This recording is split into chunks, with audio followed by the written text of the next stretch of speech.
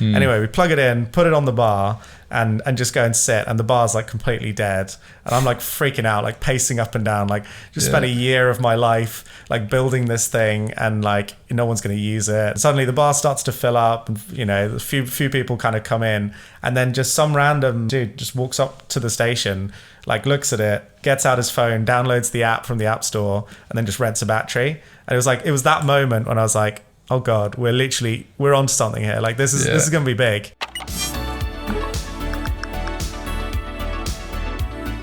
Right, fuck it, we're back with episode 1, season 2 of the Midnight Pod, and we have Hugo Tilmouth.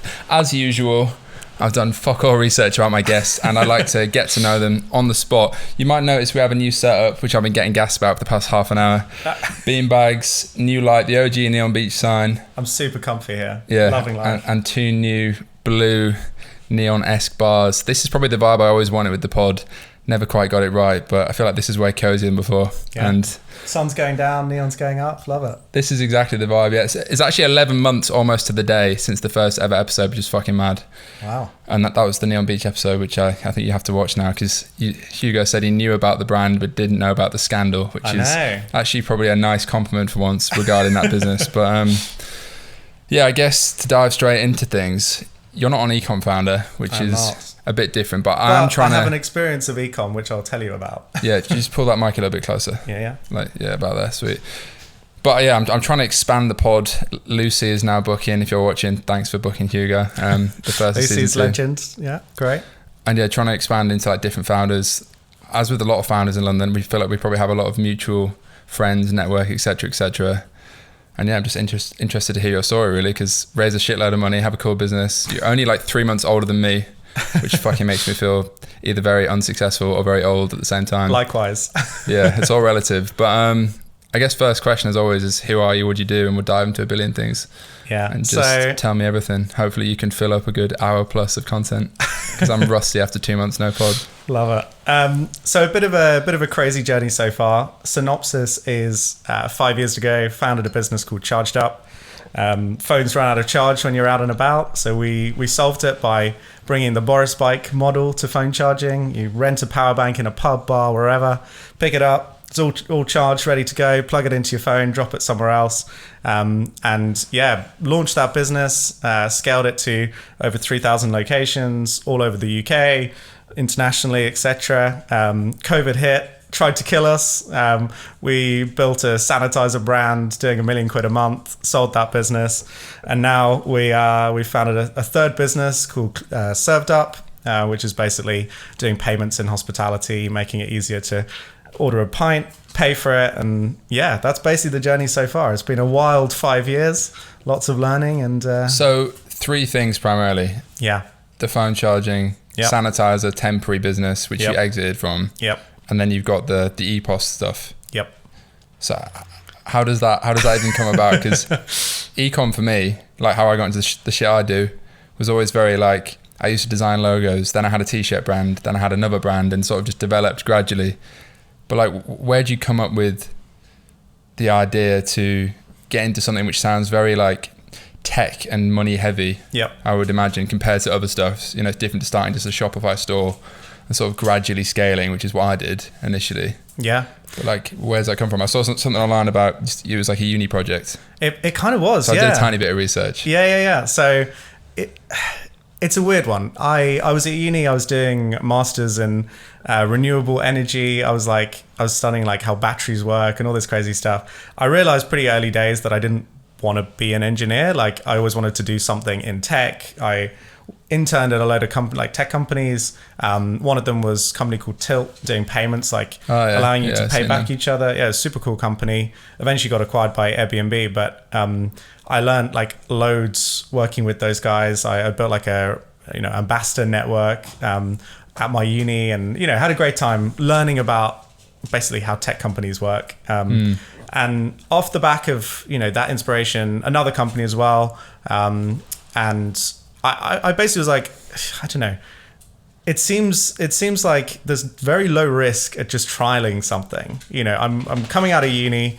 What's the downside? Like, I can either go and get a real job now or go get a real job in a year. Yeah. So why don't I just try this thing? And if it works out, you know, I can you know, live my dream and build a company and what have you. And if it doesn't, I'll go and get a real job like everyone else. And yeah, I guess like 5 years later, I haven't had to get the real job yet, but.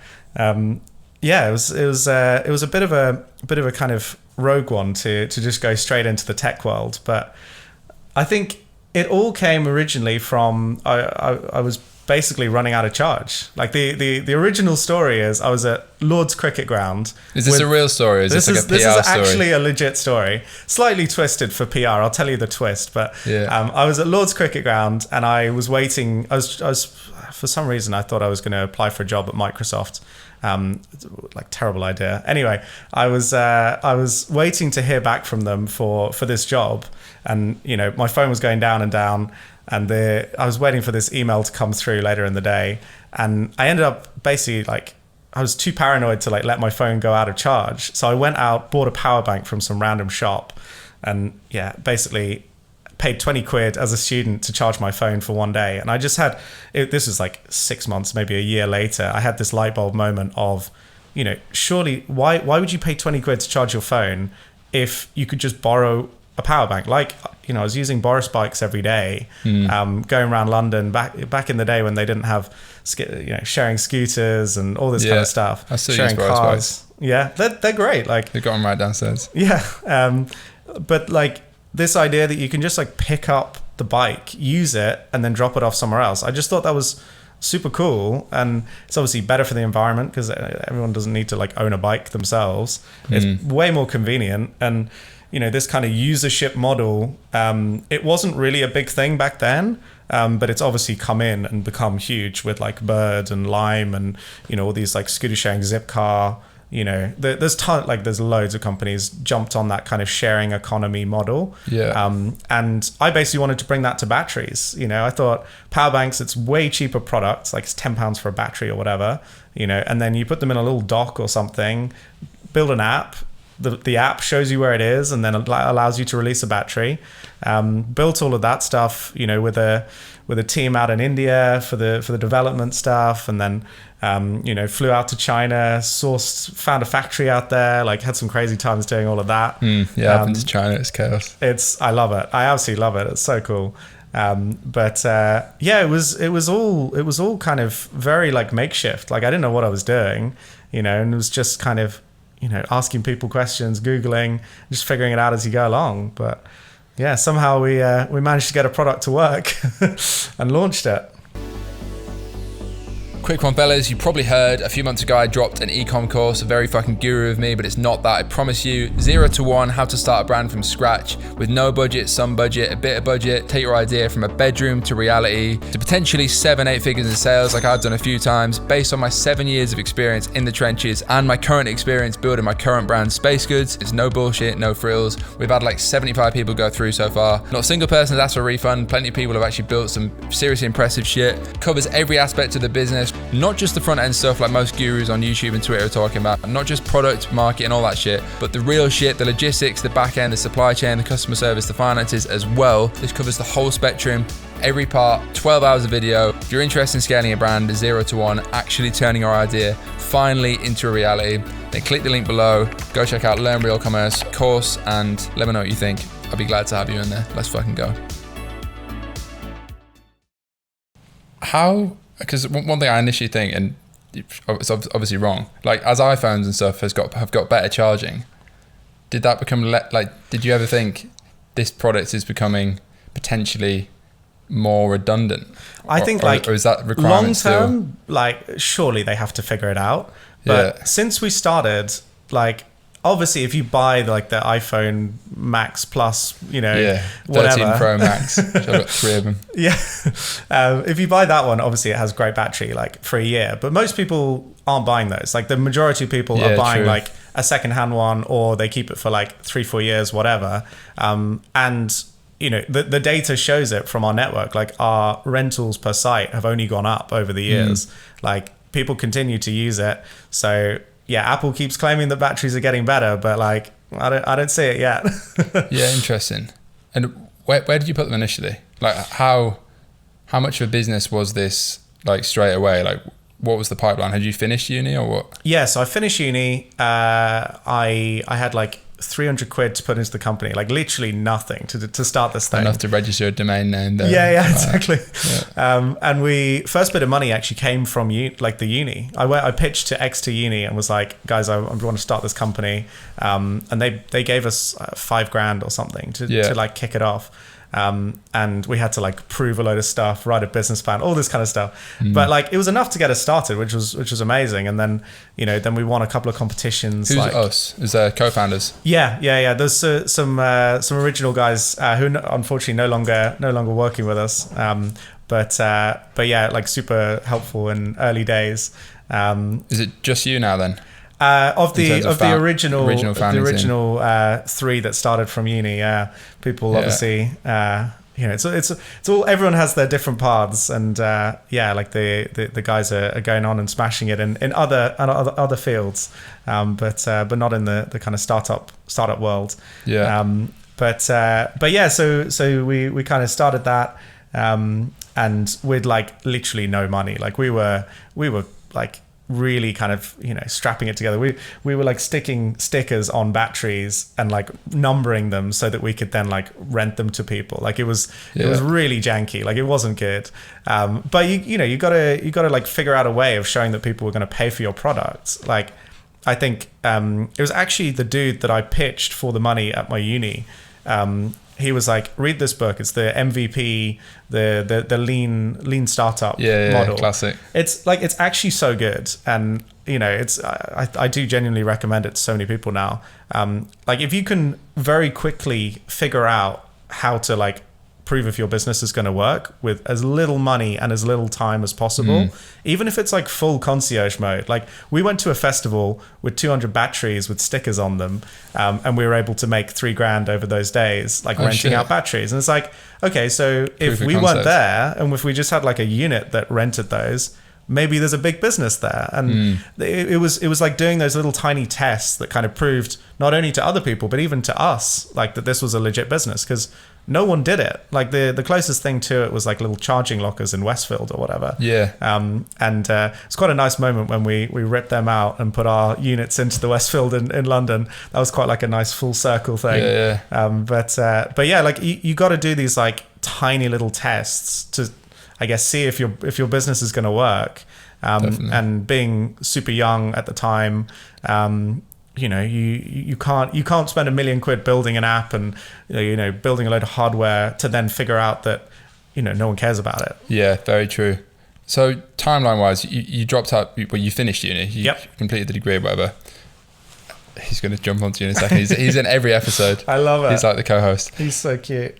Did you have like, obviously you got $5,000 from the uni. Yeah.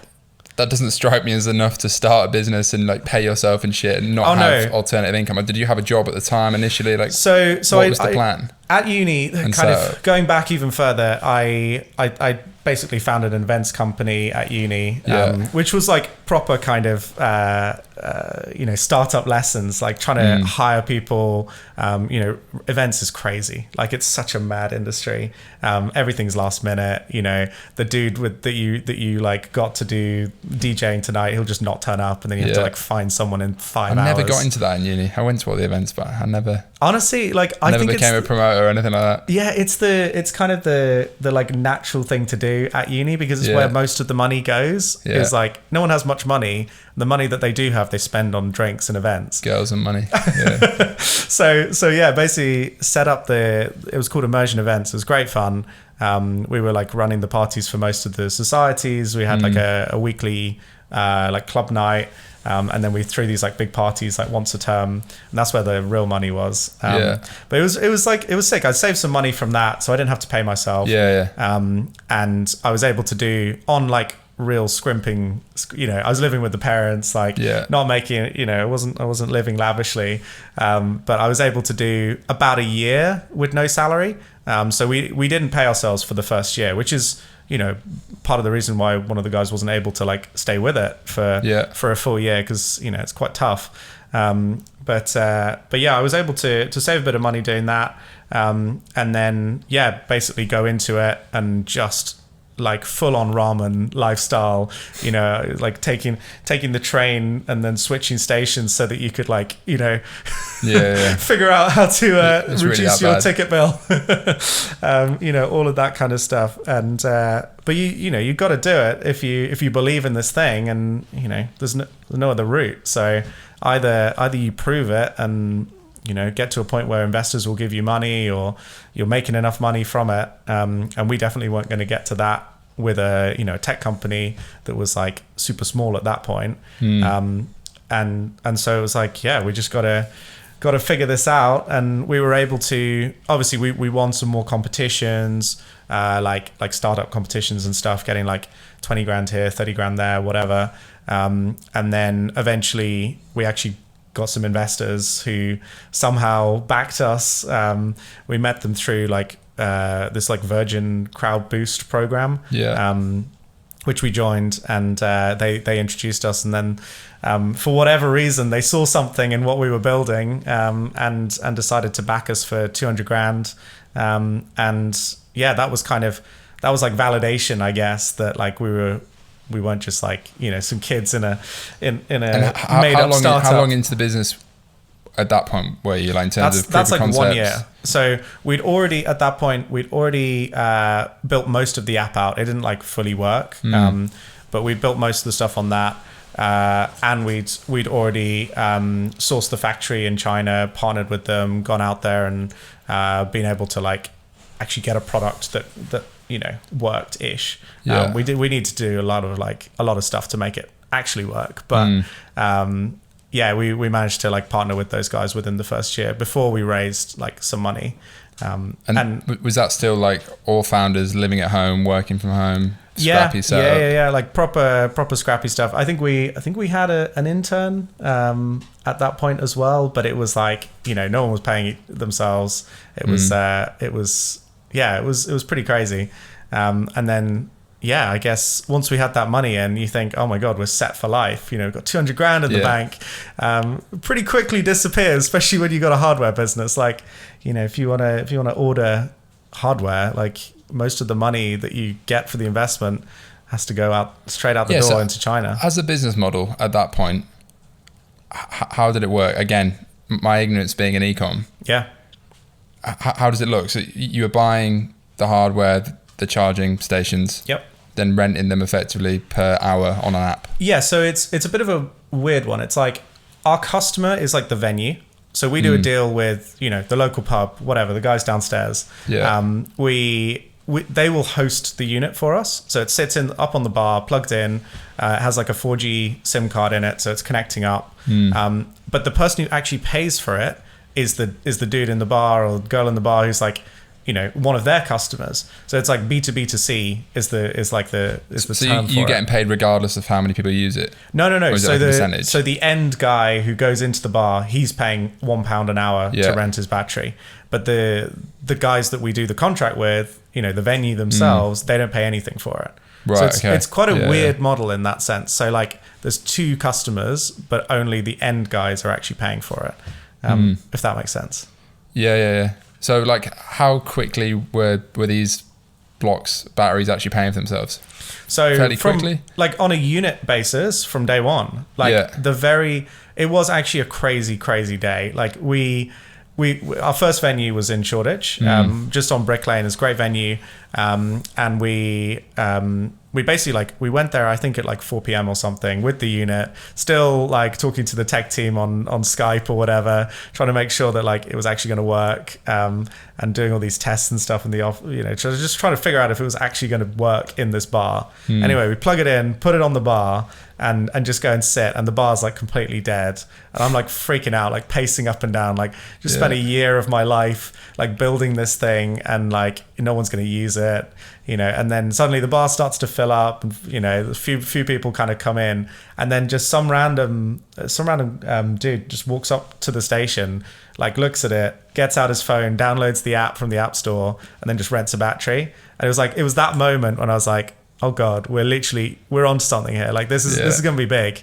And we'd done, like, there was no marketing. No one had ever seen something like this before, but people just intuitively get it. Like, you're in a bar, here's a little charging station, just rent the app and download the app and then rent a battery. Like, and it was, I think we did 10 rentals on that one station that night, which is great. Like that pays for the station 1,000 times over. So it kind of worked from that very first night, which was quite weird. It was like this, suddenly it just like clicked. And then, it's like, oh my God, how do we get 10,000 of these things out on the streets and super scale it. And how do you scale that? Because, like, again, my approach is always paid ads, spend £1, get £2 back at scale effectively. Is it remotely similar? No. In a hardware business? No. Well, I'm sure. Or is it like cold calling bars? It was literally like field sales. Like we made these backpacks. They were super cool. It was made out of like old drone. Remember like the old drone backpacks? Like the tortoise shell. The GoPro Karma. I used to have one of them. Is that kind of vibe? It was, and we basically like cut out a thing on the top of it, and basically the sales guys could go in, open up this backpack, and then a little charging station would be in there with a power bank like running the battery running the station as well. So they could go in and do demos for people, and they were just like cleaning up. Like, it was actually very easy sales, because if you're a bar owner, like, you have a load of people going up to the bar being like, oh, I need to charge my phone, can you put it behind the bar, all of this. At the time, Weatherspoons actually banned it, which was like amazing for us, because we just used that. It's like, oh, that your pub could burn down, all this kind of stuff. It worked. It was actually a very easy thing to sell to venues, because no risk. You just plug it in. Like, it costs you like £1 a month in energy. That's like the only thing. And all we ask is, when people come and ask to charge their phone, you say like, go over there and use that thing, like download the app and use it. How much of a percentage of the bars, like, venues taking then? They don't take anything. It's just a convenience thing. Yeah. And they keep their customers there for longer who buy more drinks. Yeah. Oh shit. Yeah. I would have thought they'd take a percentage or something. Yeah. I guess like in other markets where this thing's gone way bigger, so in China this is huge. Like the company the biggest company in China, they listed on the NASDAQ for this, and they've deployed, don't even think about things like that. I know, it's mad. One of those like silent businesses. They've deployed like 1 million stations across China. It's insane. Like, it's so big. But where was I going with this? Out there's so much competition. Like, basically people are like bidding each other up on how much revenue share they'll give to the venue. So one dude will go and be like, oh, I'll give you 20%. The other guy goes, I'll give you 40. Apparently he was getting to like 70% at one point. And then a load of them in COVID obviously like fell by the wayside. Like, as should we have probably fallen by the wayside, but we did some pretty rogue stuff to make enough money to keep going. But yeah, it's been a mad time so far. So up to COVID then, where did the business go up to that point? Because I know you mentioned the hand sanitizer and stuff, and we'll get onto that. But like, you raised the 200k. After that, like, how long before COVID was that? So like, where does that bring us to? Like 2018? You're trying it? It's really good. Just trying the rainbow dust at 9 p.m, 9:15. Product placement here. It tastes like a Nesquik. It's like a magic hot chocolate. It's really chocolatey. It's really good. Well, yeah, some of us say it's too chocolatey. No, so, I like it. Yeah, it does taste good, to be fair, given what's in it. It's very healthy.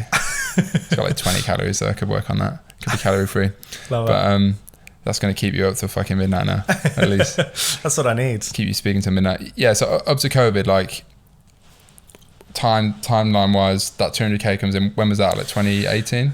Yeah, I guess 2 years before COVID. So yeah, 2018, we were kind of like it was like a legit business at that point. It was no longer just like some kids, playing with some hardware. It was like a real thing. We had investors to answer to. Quite quickly after we got the 200 grand and launched, we then went out and actually raised 1.2 million, which it was like a big step up. Right then, fellas, quick one. First official sponsor for the Midnight Pod, Triple Whale. If you want to track your ecom metrics properly, all your KPIs, all your dashboards, all your blended ROAS, all that good shit in an easy to understand dashboard, as well as proper post iOS 14 pixel tracking. Know your real numbers, because I didn't in the past and I got it very wrong. Know where to spend more money, know where to spend less money, all the shit that's going to drive your brand forward. It's what I use every day in my new brands, in the past brands. It's what all the guys on the pod running super successful businesses use as well, and it's what you should be using. triplewhale.com. Go click the link below, check it out, and use my link. Support the fucking pod. Let's go, boys. Where were we? Yeah, so 1.2 million comes in. Yep. Real business. You were 23 at this point? Something like that. Yeah.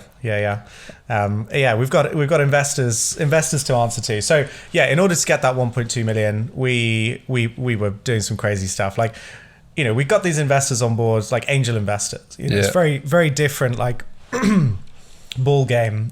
Yeah, so we've raised this 200K, and we are like, how are we going to get some more money to do this? We need some serious cash in order to buy hardware in order to properly launch this business. It's all very well having, I think we'd got 100 sites at that point. So, we had 100 locations across London that were really liking the product. Users were naturally discovering it when they went out to bars. Yeah. And, it was working. Like, the early traction was there, but obviously it needs to be in a lot more places. So we built this like bot on LinkedIn that would go through and like search for anyone with investor in their title and London as the location. Really? And it was running on like I think we had there's basically like a few of our like LinkedIn's, just adding people and like doing a connect message and just being like, okay, so little teaser or whatever, if you're interested, we'll send you some more details or whatever. And we were just running this thing like 24/7, and like one of the people it connected with ended up being Jam Jar Investments, who are like literally, they emailed me 2 months ago. No way. I had a call with them. I told them I don't need the money. I said, speak to me in a year. So if you're watching, speak to me in a year and give me 5 million quid. It's funny, small world. They're sick. Like, they are probably the best consumer VC like in Europe. Yeah, it's Richard Reed's the founder, isn't he? Yeah, Richard Reed. It's the Innocent Drinks. guys. Yeah. Like Richard, Adam, and John. Like, they're 3 guys who, again, kind of came out of uni, loved the story. I was looking at their portfolio. It's like every fucking brand that it's insane. Anyone would know. Yeah. I actually just invested in their second fund. Oh yeah. So technically that's like investing in yourself. So I have a tiny portion of charged up in the via their fund, which is good. I think they're gonna kill it again. Like they did a great job last time. So I'm big fan of the Jam Jar guys. But anyway, so we're like adding all these people on LinkedIn, trying to figure out how we're gonna get some like investors on board. And anyway, we get into the Jam Jar guys. We also then at an event bumped into some guy, and then he connected us to someone else. It's all like, real like, we didn't know anyone, so it was like trying to figure out how we were going to get to these people. And so we ended up getting the Garage Soho, which is Sir John Hegarty and Tom Teichman, like amazing investor, and kind of brand like legend, which is Sir John. They decided to lead the investment round, so they kind of did a whole load of due diligence into us. Like every single element of the company was checked. Like it was crazy. But off the back of that kind of gave us the stamp. Like we've got some good investors on board for this round. Then we started pulling in more angels. We got some other cool people involved, and then obviously Jam Jar came in at the end. And it kind of all came together very quickly. And it was quite stressful at times, because you're like, we either have like 1.2 million or we have nothing, because it all rested on everyone coming in. But at the end of it, managed to get the money, and those guys have continued to back us since then, and continued to support us. They joined our board. We created a board off the back of that, and they've been super helpful. And obviously, in the first sense, in the money, actually allowing us to buy units to be able to expand. But then off the back of all of that, like actually also, advising us, being kind of mentors, and connecting us with people, connecting us with venues. Like it's great to have like this network of people. And if they've done that well, they know a lot of other cool people as well. Yeah, so the network expands, and it's like networks is just it's an iterative thing. You just compound over time, and you will continue to grow that network. And over 5 years, I now know quite a lot of investors, and it all started with a LinkedIn bot, but you gotta hack your way right at the beginning. I did an episode with a guy called Vian from Pom Dating. I don't know if you know them. He raised a few million off LinkedIn. Oh, no way. Yeah, it's a dating app. And yeah, he's only like 23. Mad impressive. But that's sick. I'd never gone down that route because, I mean, like I said, it's the first time I'd ever raised money prior to just bootstrapping like Neon Beach, which horrible story, which I'm surprised you didn't know about. But then, yeah, it was an interesting process because probably the opposite to that. I had a really good network, but I'd never raised money before. So I was just like, oh, do all my mates want to fucking put money into this new thing? Because they're not all mates. Some of them are more like contacts and stuff, but ultimately they're all mates. I've probably been pissed with all of them. And that's generally how the best people in my network, I've got to know them. But it's definitely, I've seen massive benefit to having. Obviously, money is one thing. That wasn't the main thing I wanted, though. It was to not do it alone. Yep. Because I'd always been solo founder prior to that, and that's great when things are going well, maybe. But when things go wrong, it's very fucking lonely, and that's what I learned the hard way. But then, just having like that mentor aspect from people who've been there and done it to that next level, whether it's e-com or not. And in my case, some of the guys have been e-com, some aren't. But yeah, it's just been a game changer for me, even in the first 4 months since launching this. Just like, and it's like you said, like network is like a spider web. There's like if they know someone that knows someone that knows someone. That's it. And like, every problem is solvable through a network, I think, ultimately. Yeah. But it's the number one question I get off the back of this pod is how do I get a better network? And I'm always like, fucking hell. I mean, I don't know. Like, I think do something interesting and try and be a decent person. Yeah. It's probably a good place to start. But start a LinkedIn podcast, bot, that's probably a good one. A LinkedIn bot is another place to start. So it's interesting. Yeah, the podcast has definitely helped. But it's just funny how you can do things different ways. Yeah, 100%. Like most people just wouldn't bother. They'd probably say, I need money to start a business. Where do I get money from? Oh, I don't have rich parents. Well, neither did most founders. Yeah. In reality. Yeah. I think a lot of people jump to that conclusion of, oh, your parents gave you money or whatever it is. Yeah. But actually you can make a LinkedIn bot. Yeah. It's, you got to hack your way. And that's like the founder mindset. Like 101 is, there is this like set route to success. And then you just find some like rogue way of doing it that is either cheaper or, it just cuts out like 5 years of hard graft or whatever. You like, if you wait for everything, it's just, you're going to be waiting forever, right? You got to figure it out. Very fucking true. So you raise all that money. The business is growing, I would imagine, after that. Yep. COVID happens. Let's bring it up to that. Like, how did that? I imagine. That fucked up a lot of businesses, and it made a lot of businesses a lot of money. Yep. How did it affect you? And what was the story? How do you think we're a battery? Deletes the business. We're in all of our business is in hospitality and like places where people couldn't go in COVID, like instantly. Mad. And it's batteries that like everyone touches. Like it's literally like a surface, and everyone's like right at the beginning of COVID, everyone was so freaked out about touching stuff. Like it was all about gloves and all wearing this gloves kind of to the gym. Yeah, like all of this kind of stuff. And obviously, we kind of initially we thought, like everyone, this is going to be around for like a month or two, and it's going to blow over. And then we started saying like, this is probably not going to be a month. Maybe this is going to be like 6 months. I remember that. And so weird. Yeah, like I remember saying to the team like, it's all good. We had this kind of this whole plan where we'd like we'd taken as much cash before COVID as possible, cut a lot of our expansionary spend. Didn't launch some. We pulled out of a couple of markets in Europe as well that we just launched, which is kind of frustrating. But we basically made it so that we had enough money to see it through for 12 months, and even if basically we had no revenue. And obviously that felt like it was going to be more than enough. If we just kept it at that, we would have run out of money, because COVID obviously it continued for whatever it was, it's kind of, I guess, 2 years. still like knocking about. Yeah. But yeah, so we had this plan. Very quickly, like we put into effect all of that stuff to kind of save the company for a while, try and like make sure that we were able to see it through, which was super stressful. But obviously, we managed to put all of that stuff in place in a couple of weeks. And then after that, it was like, okay, so now we like know we're going to be fine for a bit. Let's start thinking like creatively about what we can actually do, because we can't sell more bloody phone charging. Like no one cares about this right now.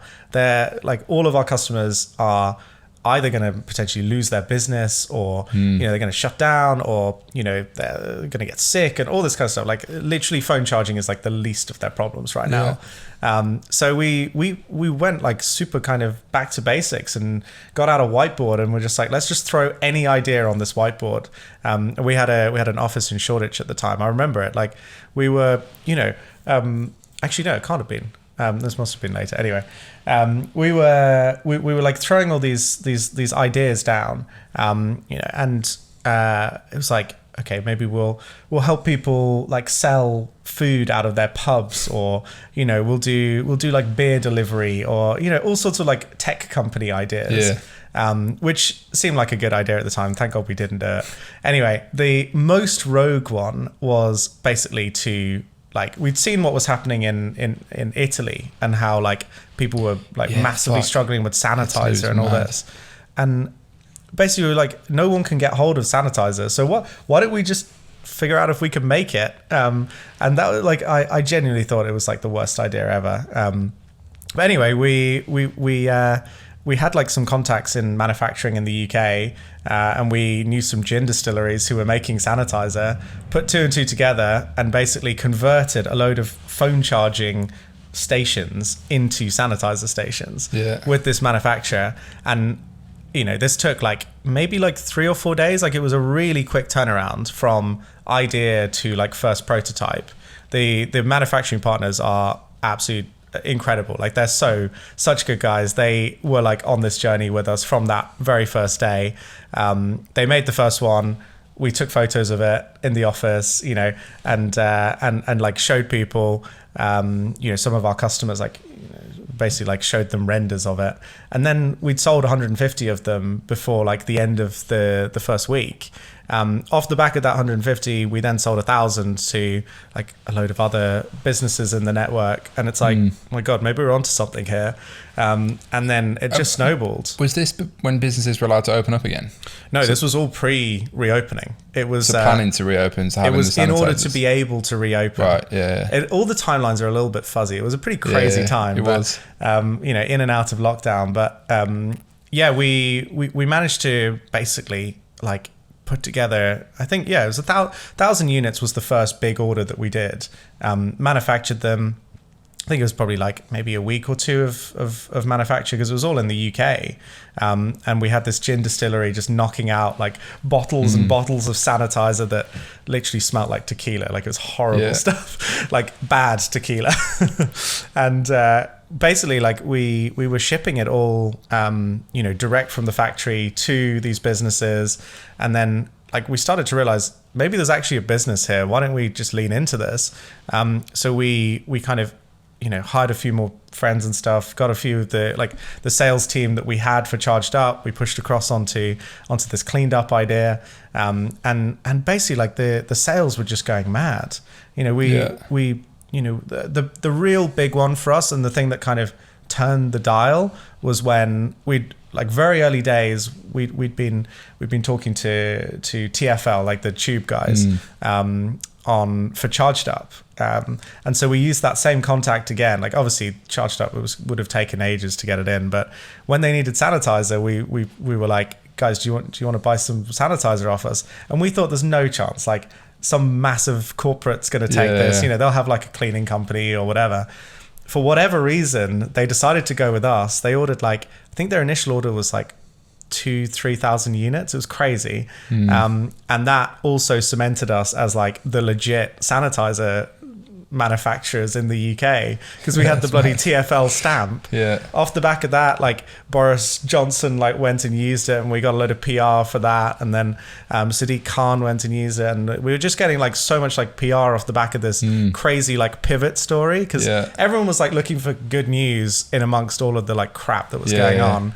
And we were there, like, you know, making all these units, and it was amazing. Like, you should have seen the factories. Like, they were just these enormous warehouses, just full of all these little dispensers. Like, it was like this little army of dispensers. Like, and they were all being shipped across the UK. You know, there was the craziest period though was like the weeks leading up to the reopening, because we basically. We'd had a great relationship with the guys at Diageo who own Guinness and all of those kind of drinks brands. They obviously wanted all the pubs to reopen successfully so that people could go back and go and drink, you know, on whenever it was, 4th of July, whenever that reopening was.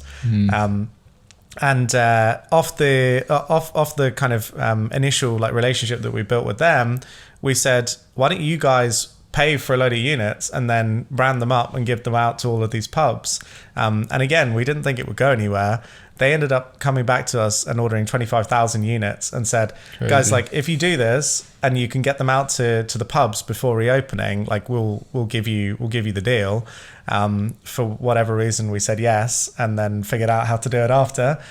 We set up this entire like manufacturing thing. It was nuts. Like we were manufacturing like 10,000 units a week. We had 7 factories across the UK making them.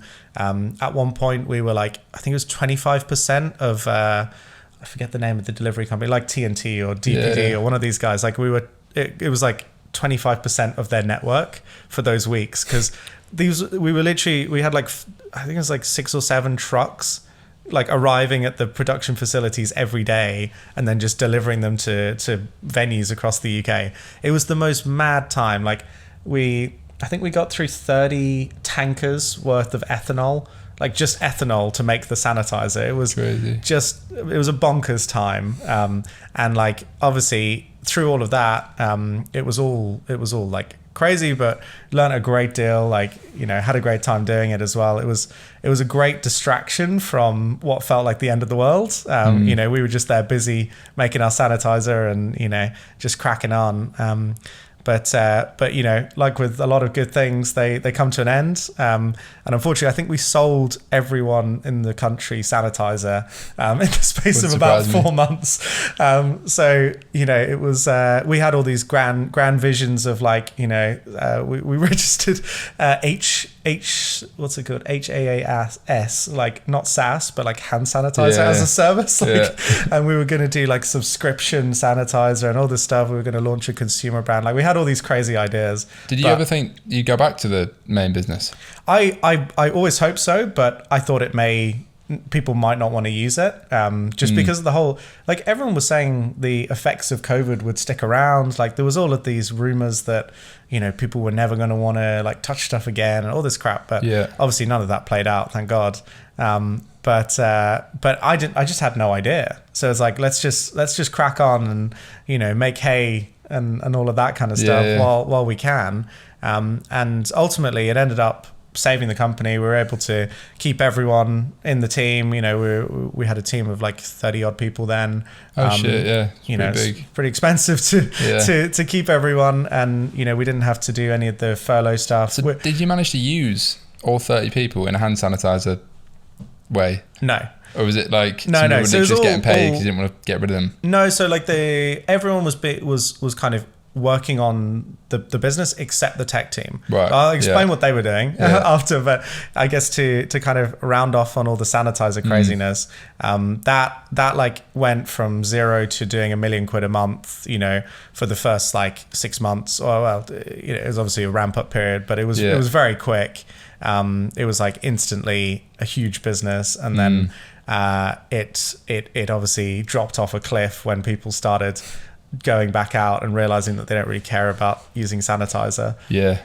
But it was amazing, you know, built the Shopify store to sell it all in like, a couple of evenings and, launched it super quick, learned loads about like performance marketing and, all the stuff that I find super interesting about your businesses.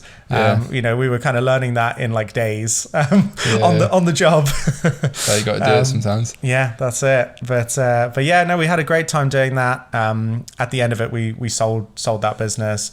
It wasn't a huge exit, but was that structured as a separate entity then from the start? No, it's kind of, we hived it off and did it that way, but it was a slightly non-conventional sale, but it allowed us to basically focus back on the core tech businesses, because obviously the sanitizer was never going to last forever, but it kept us afloat, kept us going, and obviously had a great time doing it as well. You've just reminded me, I think 3 episodes ago, the Purdy and Fig guys, they run it's a cleaning brand. I spoke to those guys. Oh, do you know them? Yeah. They had a similar-ish sanitizer pivot during COVID. Yeah. Which I recorded with them like 2 or 3 months ago. Yeah, amazing.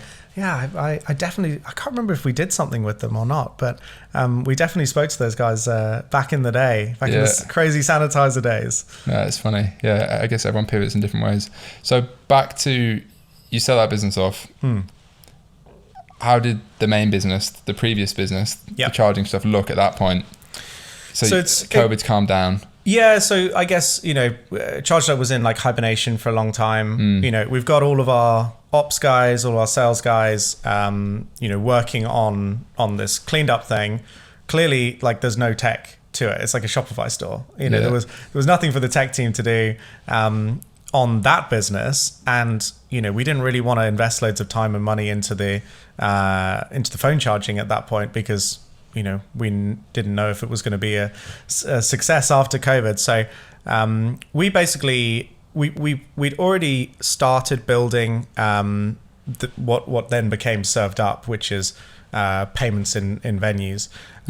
Pre-COVID, it was kind of like what we call a labs project. So like a super quick, sprint to build a demo effectively for the rest of the team, of this concept of being able to order on a QR code, see a menu and order a beer or whatever, have it delivered to your table. We built that like a year before COVID, I think, just as a sprint in the tech team.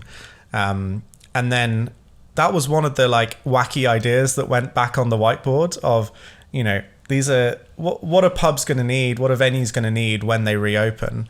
And one of the big ones was this. It was like, people aren't able to go to the bar anymore. Why don't we lean into this trend?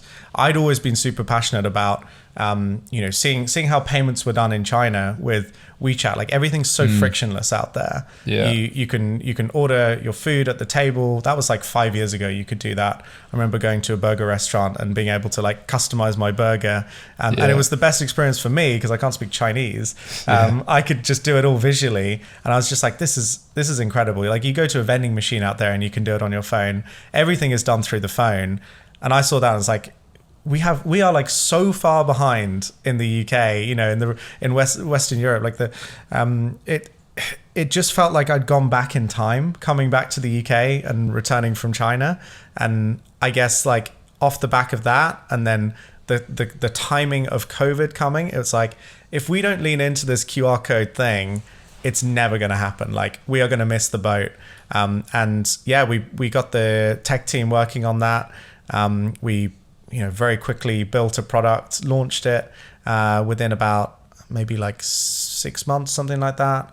And it's a complicated product. Like it's pretty difficult to build. With one venue, those guys had been our first cleaned up customer actually as well. They're the amazing venue that like supported us through it all, helped us build the product as well. And then now Cleaned Up's scaled up. We've raised a round at the end of last year, like it's now in about 2,500 venues across the UK, and that's kind of like the core focus of my time is building out the payments business. But it all kind of started with like ordering a burger in China. It's like these inspirations can come from such random places, and that's where Served Up came from. So you're essentially trying to build out like a suite of hospitality tech tools. Something is like that one that. way to put it? Yeah. Like a group of tech slash SaaS for hospitality. Yeah. I sound like I know nothing about what I'm talking about saying that, but that's kind of my interpretation of it. Yeah, something like that. Yeah. So we've now split out the companies. So we have someone, we have an MD running the Charged Up business, scaling that out. It's just launched in Australia. It's continuing to double down. We just signed a massive deal across Europe. There's loads of stuff going on that business, but I'm just not super involved in the day to day anymore. And it's running profitably, which is great. It's like its own business running on its own 2 feet, standing on its own 2 feet now. But I focus all of my time now, and have done for like basically since Cleaned Up was shut down, on the Served Up business, because for me that's the multi-billion-dollar opportunity. We've scaled incredibly quickly on it, and the world of payments, it's like, there's so many people playing in this world, and yet it's still so broken. Like we're still using, you go into 99% of bars, restaurants, even just like, supermarkets or whatever, and you're tapping a card that, it's going through like these cards have been around since like 50 years, and the technology hasn't really changed, and yet like every other thing is, if we look at e-commerce, like the improvements that have happened in that world are just so significant. You can do like one tap and have something delivered to your house next day, like and the way we order and pay in a bar is the same as it has been for 50 years, like, and I just feel like there is so much opportunity for disruption there. And we're really riding this wave of technology adoption in hospitality. Yeah, do you know one thing? I don't know if this is something you thought about. Maybe it's not that relevant. Maybe it's a new idea as well. Because you just made me think, saying it's like old fashioned. I always think that, particularly with hotel check-ins. Yes. I don't know if you've ever thought about that. Yeah. Because I was in Barcelona like a month ago, and I was stood at waiting for the desk for literally like half an hour, and I'm there thinking, why can't I just tap on my room with my phone? Yeah. Why the fuck am I waiting for some Spanish lady to make me sign a piece of paper? It's crazy, right? Like letters, and this is going on a rant, but like, why do we get letters in 2022? It's a weird. Waste of paper, and I don't read it. Yeah. If you want to communicate, send me like a WhatsApp. Yeah. Or an email, or something. It is weird that these things like all of these things, like so many technologies have been phased out, like fax or whatever, Yeah. But like some of them just seem to kind of still stick around. Like why? There's got to be some conspiracy reason why there's still like letters. The government are making money off that somehow. I just don't get it. It's mad. It is strange. And hotels are just one that came to mind. I don't know if that's something you've ever thought about, but like it's kind of within that realm of upgrading archaic hospitality tech. Yeah. There's some great companies, and we look at a lot of them in the hotel space as well, who are kind of... I think I heard of some mate of a mate who's got some startup in that space. I think that might be why I thought of it. I don't know what it is, but... Yeah, like there's so many of these industries where the tech is so, entangled in everything that they do. Yeah. And that's why they stick with the old tech. It's not because they don't realize that it's broken. It's not that like the people who run those businesses, like work in those businesses, don't have access to better technology and, have a modern phone that is like way better than their system. It's because it's so like tangled in with everything that they do that they can't rip it out. And so like that's the biggest challenge for us, is not that, building a better product, because that's super easy. Yeah. It's actually getting people to switch, because it's so painful. Think of a pub or a bar, like they're open pretty much every day. You can't have like downtime, it's like, oh yeah, sorry guys, we're going to switch over your systems, but you got to shut for a month. It's like, no way, it's got to work instantly from day one. And so like, that's been a lot of the learnings that we've gone through, is like, how do you like get into a business and get going like really quickly, but like also don't disrupt their work, and show them loads of value from day one. Like it's been a super interesting kind of learning curve, going from what was effectively a consumer brand, although we had business relationships, it was a consumer product, to building a B2B SaaS company. Like I feel like my favorite thing is just like learning new stuff, figuring stuff out, and there is so much to figure out in this business. It's so big, so vast. The stuff that we're building and deploying every day, like it's just the most fun business. What do you think the goal is? Is there an end goal for this whole thing? Because it sounds like it started fairly kind of unplanned, randomly at the time. Obviously, 5 years ago. Yeah. Have you figured out, like, obviously things change, pivot, growth, etc. Is there an end game? Yeah, I think like for the business and maybe you. It depends. It depends which kind of like angle you take with it. Like ultimately, it's a business. I've got investors. I want to obviously make them and me a lot of money. They've backed me because they want to see a big sale or a big listing of the company, and that's exactly what we're going to do. But at the same time, like, you know, for myself, I want to continue to work with like super cool people that I really respect. I learn lots from. I want to continue to enjoy what I do, continue to just be having a great time. And, you know, like I said at the start, like I don't want to have to get a real job, and I feel like I don't have a real job yet. And, you know, if that flips and I have to do that, then maybe that's not success for me. But right now, like I go into our office and just get to like have fun and develop new stuff and basically go and like play every day. Like it's great fun. Yeah. On the whole office thing, because I know we mentioned briefly off camera before, that's like a real, I said, quarter life crisis and dilemma. Because I've always been the bit of like a nomad character. Like I lived in Bali, did all this shit, and I still like travel a lot. But I feel like as I'm getting old and decrepit at 26, I've kind of started to think about like, I don't know, like you can reach like certain revenue numbers, or you know, hypothetically, if this business goes really well that I'm launching now, you know, in 5 years I'll be really rich, whatever. But then it's like a lot of it's become, and I was speaking to Jack and my other founder mates about this, like I think especially with ecom, because you can be so lean and so remote for so long. Like I think you could get to 2 million a month in revenue and have like 10 people that are all just freelancers online.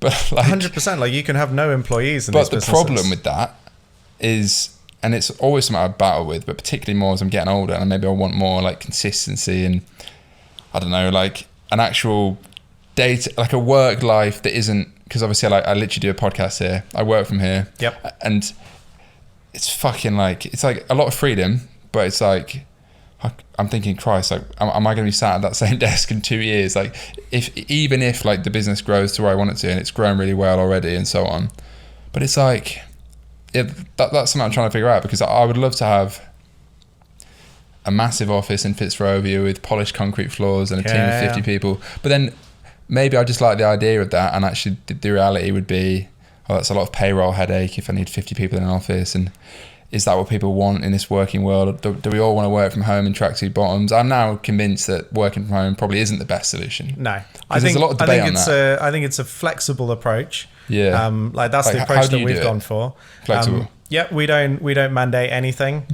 I personally go in like 4 or 5 days a week, just because kind of, you know, and going back to what you were saying, like grass is always greener. Like always always greener.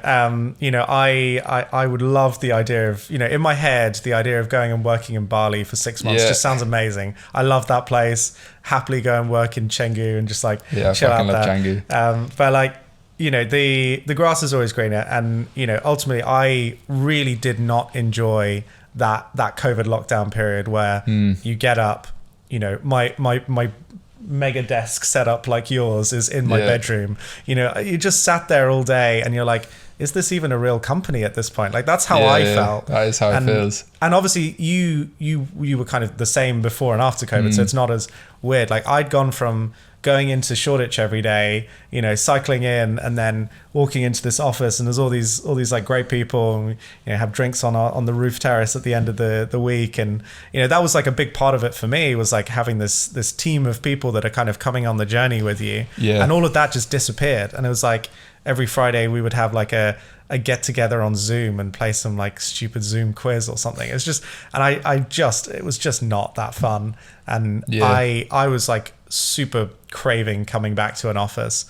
And I get the kind of the perks of being remote. And, you know, a lot of our tech team almost never come into the office, because they're wired differently. Like they're maybe, they're not as interested in like, the long commute and all of this kind of stuff to go in and sit in an office and get distracted by people. But for me, like I want to be around people. I want to be like chatting to the team and understanding what's going on, and coming up with new ideas, and just constantly like I thrive on being around people. Yeah, I'm the exact same. And yeah, it's something I think I mentioned it in like my last fucking building in public episode or whatever. And I was like, because a bit of me thinks, if you can keep things really lean, and if the business is growing, whatever, if people are remote and that's happy and they're happy doing that, then fine. But then I also think, but then is it all about just a road, the most profitable or fast growth road to the end goal, which is an exit, which I've said that is the end goal, because probably is the end goal for a lot of founders. Yeah. But also, I guess like the end goal kind of every month is to like enjoy the process doing it. Yeah. And I've just become very self-aware that I think I'm actually getting to the point where it is like net negative for the business's growth for me to just be sat in a fucking room by myself. Yeah. Only ever speaking to people on Zoom, apart from my flatmates doing the same shit. Yeah.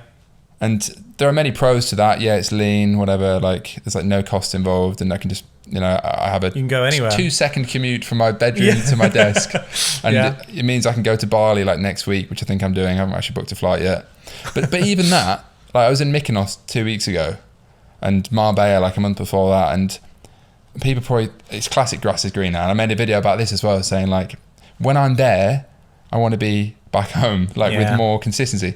But then when I'm back home for say a week, I think, let's go to Bali. It'd be great to be in Canggu. But then I get to Canggu and it's 8 hours ahead. The Wi-Fi's not great because I haven't located the perfect cafe, and I'm fucking sweating my ass off, and there's flies everywhere. And you're trying to do a load of work, So yeah, it's just funny because I look at a business like Gymshark, for example, like classic example. Yeah, they have that insane campus. And I think that would be so cool. But then the other part of me thinks, do I even want to get to the point where, you obviously don't need 1,000 people to have an office, but I don't know. It's just an interesting debate. And I think I've got to the point where I would definitely rather have that. But then like I've got like, I guess like 5-6 full-time people if you include like freelancers, agencies, but then they're not even in the same city, most of them. Yeah. So it's like, have you met all of them? Not all of them, no. Yeah. This is it. Like, and then I think, well, does that mean realistically I should get rid of them and hire people in London and just start again and like build more of a culture? If this is what I'm going to do for the next, like, certainly 3 to 5 years probably. Yeah, it's just an interesting one, because I don't think I had ever taken into account like the benefit of having a more, ironically, like a more typical working environment, because I've never had that office like 9 to 5 ever. Yeah. I've never really even worked in an office. Yeah. And it's just so funny because I think like people that are into like online entrepreneurship or whatever, they're like, I don't want the typical approach. Yeah. But then as I've got older, I'm like, actually, maybe a large part of the typical approach is that way because it makes biological sense and like it's better for your mental health. We're like social creatures, yeah, right? Exactly, all this. Yeah. So it's a strange paradox. Whereas like now I've got the freedom, or I've always just worked in that way that gives me the freedom. I'd actually almost like to have less freedom and have people say, we've got a fucking lease on this office, stay in one place, focus, get people around you. Do you know what I mean? So it's something I'm debating. Super interesting one. Like how to manage. The co-working thing, I guess, is one way to get it without having to actually have the team there. So I was looking at going to 180 House because they've got Works. So I go there anyway, but not for work shit. But I was thinking maybe I'll just go in there. Yeah. Nice aesthetic furniture. It's pretty nice, yeah. You go and have a little swim in the morning. Yeah. And then the other part of me thinks I probably just get distracted by some pretty person in the corner and I wouldn't get anything done. Yeah. Do you know what I mean? So there's always pros and cons. But sometimes like a bit of distraction in the day is actually what leads to the inspiration that leads to the next idea. Like, being distracted is not always a bad thing as a founder. Like, because, that's where the next brand could come from. It could be one random chat with some random person over coffee, over the coffee machine, or like, it could be anything. Like, and if you're in the right place, like I met so many interesting people. We were in WeWorks back in the day. We've now got our own office, but like I met so many interesting people and just little tiny nuggets here and there, or like connections or whatever. Like you never know where they're going to go. And we ended up. I bumped into the person who became our head of ops in a WeWork, it just, you never know where these things can go. Yeah. It is interesting, and there's, like you said, grass is always greener. But I personally, I like having the office, but then at the same time, I wouldn't mind just popping on the plane somewhere sometimes, especially when we get into the darkest winter. Yeah, nah, I definitely agree. When it's winter, it's more appealing to go elsewhere. But I think London in summer is very good, to be fair. Yeah, it's a great city. How does your day-to-day look like as a founder at this point? Because you said you've raised over 10 million quid now, is it total? So significant chunk. You got 40 odd employees now, I think, from looking at your LinkedIn. Is it more than that? A little bit more, but yeah, it's a lot of people. It's growing. And you're still pretty young as well. Like, do you find, probably a billion questions are going to go off here. I always try and make it fairly philosophical in the second half of the pod. Yeah. Because one thing I've historically struggled with, and I've not raised that much money and it's a different business, whatever, but it's just like imposter syndrome of being like a younger founder. Yep. Because like in the past with Neon Beach, actually, I'd hired 2 people that were quite a bit older than me, and it fucking went wrong anyway because the business went tits up. But that in itself was a big challenge. Like, how much of your team, I would imagine a lot of them are older than you for a start. Yeah, like most of them. Yeah. Is that something you just have to get over it? Like, I feel like I'm slowly getting over it. Or trying to. Yeah, I think even from like day one, I was kind of the youngest person in the team. Yeah. Like I've kind of always had that, so it's never been that weird. And 100% you get imposter syndrome, but like I think if you're not having imposter syndrome, you're like in the wrong room. Yeah, you need to be leveling up and meeting the next level of people, and then once you're kind of, you feel like you're acclimatized to that, you need to be jumping to the next level. Like, otherwise you're never growing, right? Very true. I think imposter syndrome is something you kind of should lean into and embrace it. You just keep meeting new people, keep hustling, and you figure it out as you go, and then suddenly you are in the right room, and you're what you thought you could never be. And I think that's just you just got to keep doing it. What the fuck is this? Space Goods, spacegoods.com, Rainbow Dust version 1, my newest entrepreneurial ecom brand venture. I spent 6 months in the trenches building this shit from scratch. We launched 6 weeks ago.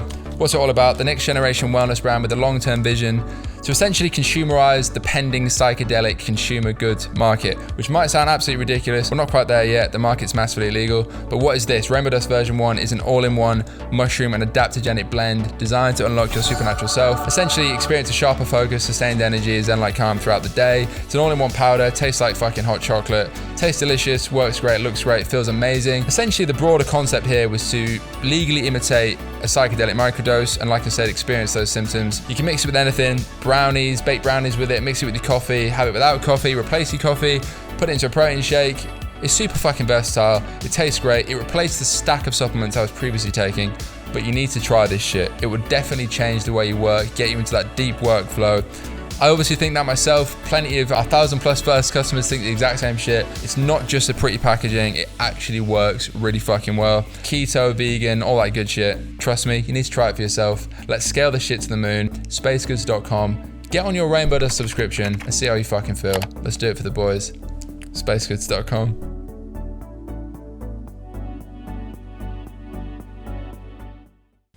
How does your day-to-day look like? Right now, generally, does it vary a lot? Yeah, 100%. Like there is no day in the life, but I guess a lot of my time now is taken up by investment, getting more funds into the company so that we can expand and go international and all that exciting stuff. Doing partnerships, doing deals. There's some top secret stuff that we're working on in the world of M&A, which is also very exciting. Big learning curve and all of that, which has been great. But like, I don't know, like involved in sales, involved in marketing, involved in like customer success, like every part of the business I get involved with and try and help out wherever I can. But then a lot of the time it's like, you know, the biggest time thing is at the moment is actually hiring as well, you know, getting the right people to come in. I'm so bad at that. Honestly, I don't have a clue what I'm doing. Really? It feels like you need a COO who can run all of that. Yeah, that's what Alex, who's one of my investors and mentors, really has told me. That's probably what we need next, because he helped me hire an FD recently, who also invested in the business, which is probably a good sign. And that was the first time I think I got over my imposter syndrome a little bit, because like he's like 50 years old and I'm telling him my vision for where we want to go, but I can't fucking do a cash flow forecast. Yeah. Whereas he comes in and does this like wizardry, just like a 5-year plan, all this shit, which stuff I'd never done in the past. Like where I got it wrong in the past was fucking knowing the actual numbers, not just Chad scaling to the moon. Yeah. In a lap, just me in a kitchen and a laptop, which is what I did. But yeah, like the whole idea of hiring like a COO, someone that's like above me in the business. I think that would be, because I'm just naturally like a high risk creative. Like I'm very good at 0 to 1, but I just fucking hate like the operational side. Yeah, I end up doing most of my day is that. Stereotypical founder, because right? Because I have to do that, and I have to like. It's all very well coming up with like fucking palm tree dust or whatever, which is like a product idea, but then I need to make sure that we actually have stock to sell, because we're spending thousands a day on Instagram, and so I find my. Like the challenge for me as a founder and like an e-com perspective is I always come at it from I get really creative when I'm starting something. I did all the branding, the products. That's my thing. And then when it becomes a real thing with customers and everything, I get bogged down in 90% of my time being the shit that I wasn't interested in and didn't get me to the point where I could start a business, which was like the creative side. Yeah. So I think I just need to accept that I don't ever really even want to be like a CEO. I'd rather just be the guy that sits in the corner coming up with fucking product ideas. And this is it. But you kind of got to, you know, unless you've already kind of, you know, you've scaled, you've got the funds behind you, etc. You kind of have to do both. You have to be the executor and the visionary. Oh, of course, yeah. And I very much still am. Yeah, but I'm similar. Like I would prefer to sit in the corner, come up with cool stuff, and then, you know, magically it happens. But I think like the model to do that is either to, you know, create like a company incubator, you know, where you are coming up with ideas, or your team is coming up with ideas, and then you're putting in a CEO who then goes off and runs that business, or you become an investor, and then you're able to look at all of this cool, crazy stuff, but not have to be involved in the kind of day to day. Yeah. That's something I've started dabbling in more recently, is like trying to kind of just not like as a big part of my day or life or anything, but just starting to kind of learn that muscle or whatever, of like investing in you know, seed stage companies. And it is like it's so interesting. You can become like as obsessed as you are with your own business with another completely random thing for like, you know, 1 hour. And you know, then you get to go back to reality and continue cracking on with the super valuable thing that you're building. But it scratches that itch in the back of your brain of like, oh, I want to do this and this and this and this and this. You know, you get to kind of chat to people who are doing that thing and hopefully get some upside from it. I joked the other week that one day when I've exited from my own thing, I would like to start a podcast fund where everyone that watches the pod, we all start this, like, I'd call it like pool party capital or something. And I love it. Yeah, so I don't know. Everyone chucks some cash in. I definitely will do something with that later on. That's actually where I think a platform like a podcast like this can actually be interesting. Yeah. Like beyond just fucking putting sponsors on and shit, it becomes like, because I think that 1,000 people watching this for an hour, and we get like 3,000 to 4,000 views now per one, which doesn't sound like a lot, but then that compared to say 1 million views on some bullshit TikTok that no one cares about, is completely different. Yeah. And people that listen to this are genuinely entrepreneurs or investors. You're not sitting through for an hour unless you're exactly. highly So engaged. I just had that idea the other day, and I was like, fucking hell, we need to start season 2. I need to build the audience and eventually build this like $1 trillion fund from the Midnight Pod. But I love it.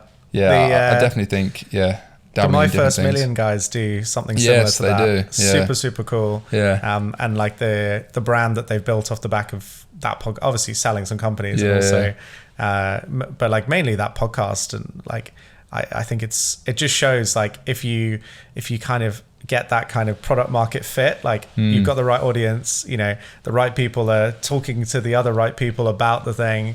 It's super valuable. And that's next for you guys.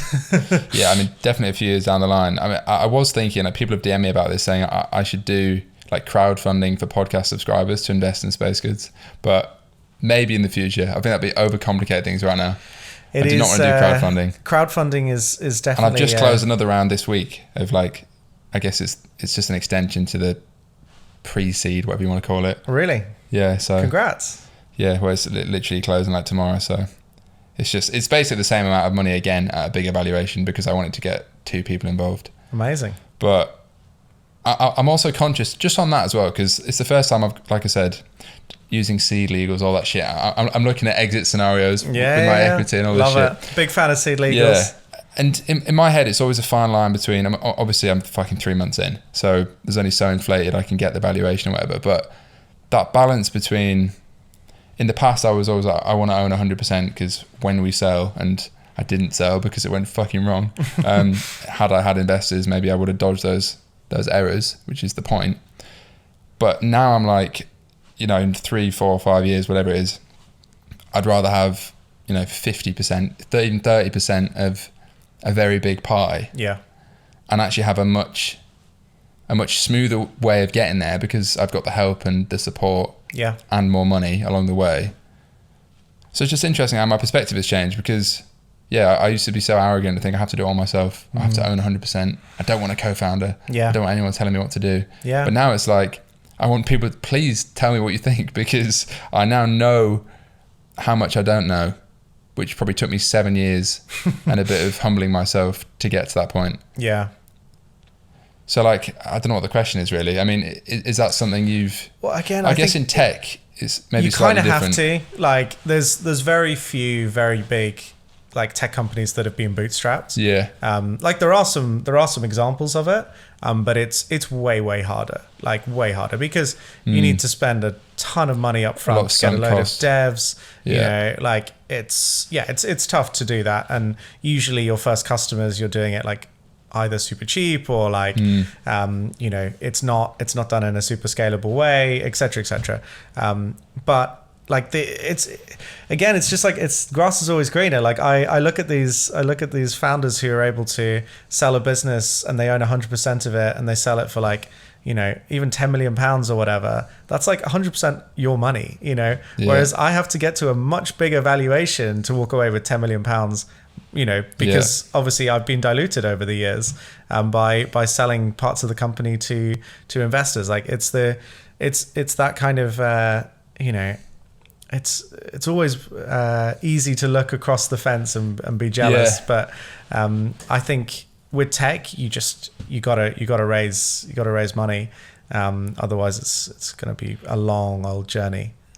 I definitely see that. But just on that then as well, because one of my recent investors, who's also like a mentor to me, I guess, who I mentioned before, who sold his business last year, he said something to me that changed my perspective on numbers. Because like I've flippantly said on the podcast, I want to build £100 million brand. Yeah.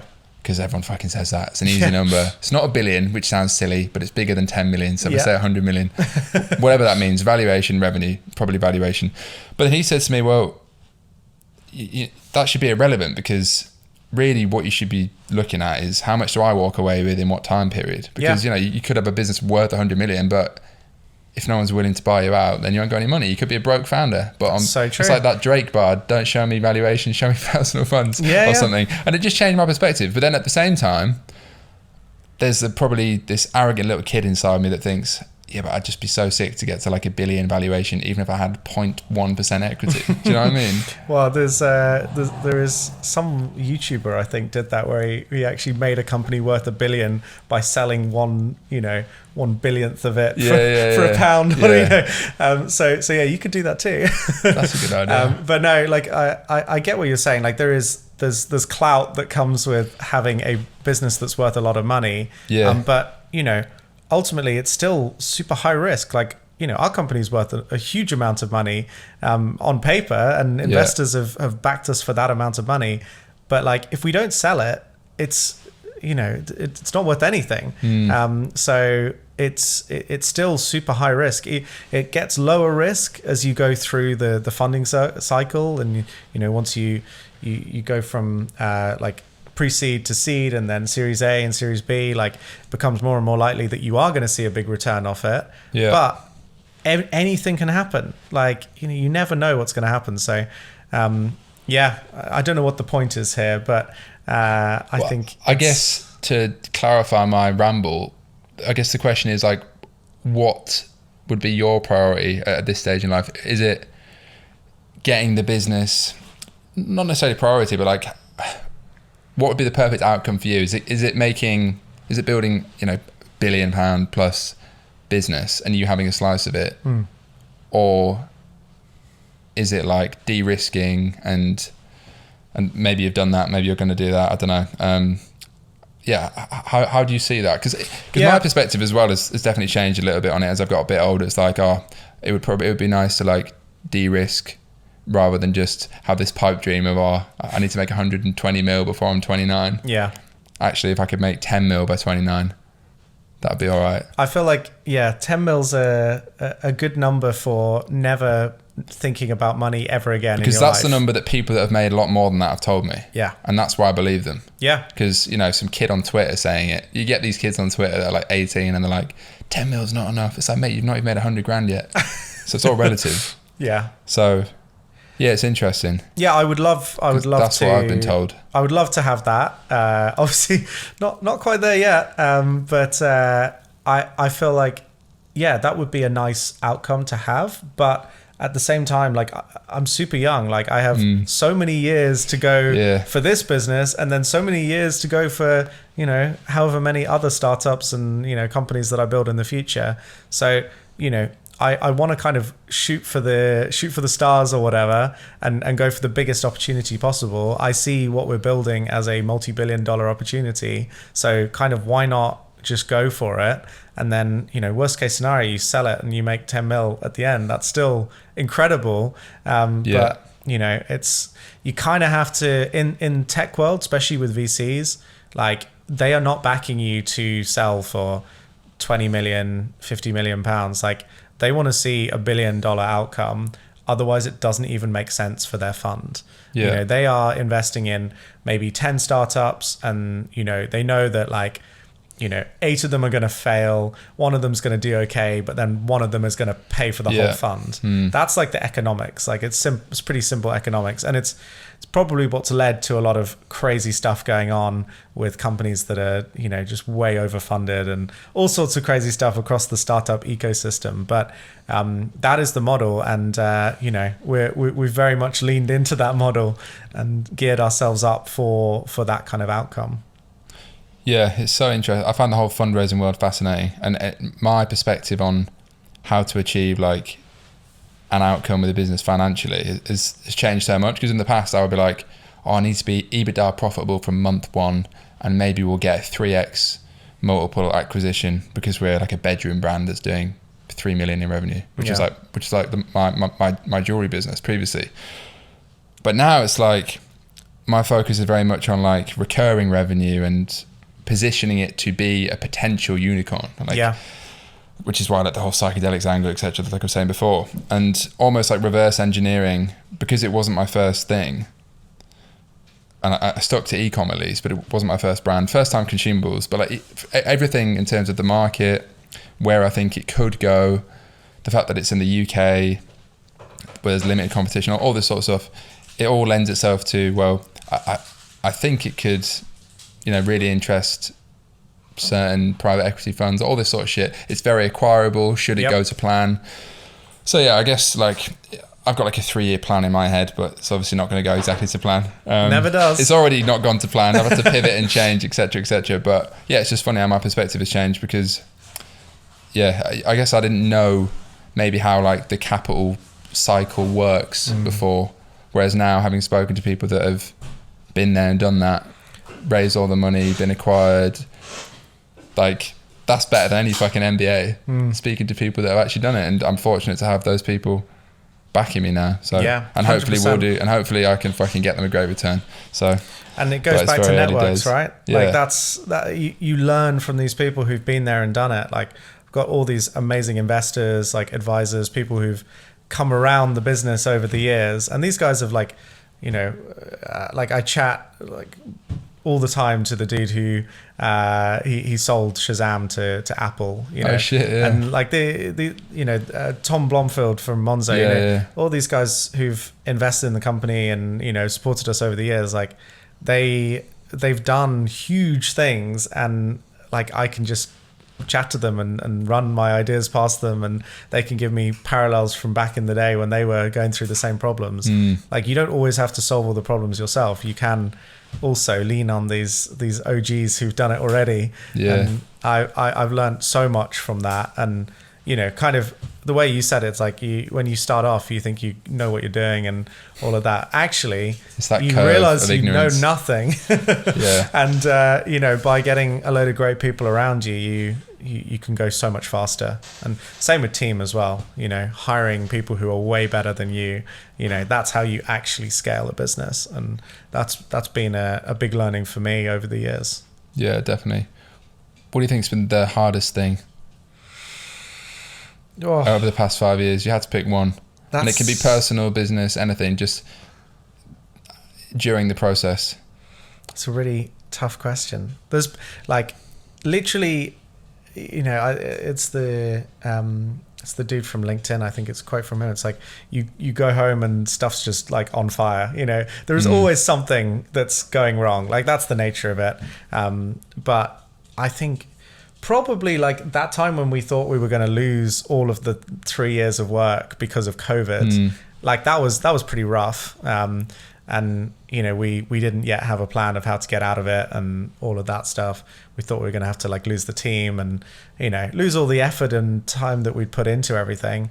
And yeah, that was pretty rough, to be fair. And it didn't look like there was like an exit. You know, there was no like light at the end of the tunnel. It was just like, what are we going to do? And, Yeah. But then, you know, you keep pushing on, and then the next day you wake up and you're like, yeah, we've got a solution for it, and just crack on with it. Got to keep playing the game. Right, final question.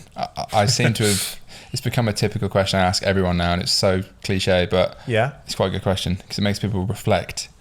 If you could give 3 bits of advice to yourself starting out 5 years ago, or even prior to that, but let's call it 5 years ago, Yeah. on reflection, what would they be? That's a good one. Puts Okay. everyone on the spot, Yeah. but most people come out with something interesting. I think actually one of the things that we were speaking about around like operations and people, you know, you're not a big fan of doing it yourself. I realized after a number of years of trying to like kind of, you know, bash a square peg through a round hole or whatever, that's not my skill set. And so hiring a COO was like huge. You know, it was a, yeah, I think like I should have from the very first day got a kind of super operational, super finance focused like co-founder. I think that would be how I would do it again if I was starting again, because like I'm naturally way more into the creative side, like sales side, you know, coming up with the new stuff, products, tech, all of that. But then like the execution, the operations, the HR, all of that stuff, it's just, you know, I can do it and I've figured it out, but I don't enjoy it. And Yeah. so I guess, yeah, get someone who's like the yin to your yang or whatever. Don't just find people who are the same as you and have the same skill set. That's one thing. I think another one is like, you know, I did end up just kind of cracking on with it, but like I think for a lot of people who look at founders who have done all this crazy stuff, like you look at them and you think like, I couldn't do that. They're somehow different, or, you know, some special person. It's like, it's absolute rubbish. Like everyone just starts from some point where they know nothing. And, you know, then you just learn along the way. Like the like internet is the most incredible thing. Like you can learn anything now. Like, and you can just like, you can start from zero and you can just figure it out as you go along. Like, you know, you've done it as well. Like it's, you just kind of start one day and you're like, okay, let's open a Shopify store. And then, you know, a few years later, you've actually figured out how to run all of the stuff. You know, you just learn from mistakes and just keep cracking on. So I guess the advice would be, just, you know, just go for it. If you're into this world and you love the idea of, you know, founding a company, you know, it might look difficult from the outside, but it's just a continuation of learning and making mistakes and just pushing on. I guess final thoughts, final idea. Trying to think now. You have to drop something special. Something really special. I guess, you know, it's a long journey. It's not like something that happens overnight. You know, I remember thinking like this was going to be like a 3-year thing. We're going to build it, we're going to scale it, we're going to sell it. You know, these things, if they're valuable, they take time. You got to be ready for that marathon. Like it may feel like a sprint, and every day may be a sprint because you are constantly like fighting against competitors or running out of money or whatever the situation is.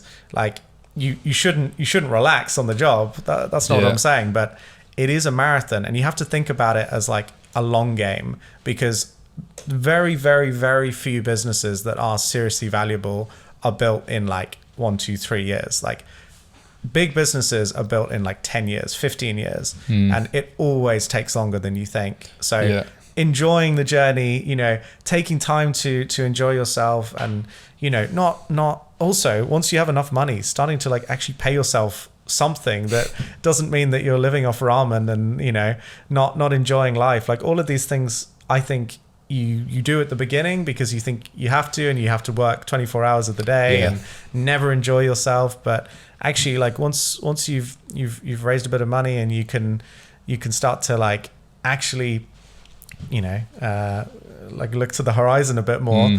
I think it's really important to enjoy yourself as you go along, and not get too bogged down in the detail, because otherwise, you know, 5 years, 10 years will pass you by, and you're miserable in your 20s or whatever. Yeah, that's very true. That's very true. Getting that balance right is something I think about a lot, for sure. Right, I think that's a good place to wrap it up. We could probably go for 3 hours, like every episode. Yeah. And this is a sober episode, by the way. You've been on the Rainbow Dust. I know. I'm going to be I'm 2 months out from the London Marathon, so I'm trying to cut the drink down. I'm going for sub 3 marathon for the first time. That's big. If you want to donate to it, by the way, it's fucking link in the bio. I think I've got like a minimum commitment I've got to raise, which I haven't done yet. So I'm probably going to have to pay for it myself. Oh, no. Because it was the only way to get a place, because I'm running for Mind charity or something. But anyway, on that note, episode 1, season 2, which I'm now calling it. Cheers for watching. Subscribe to the pod as usual, and we'll see you in the next episode. Peace.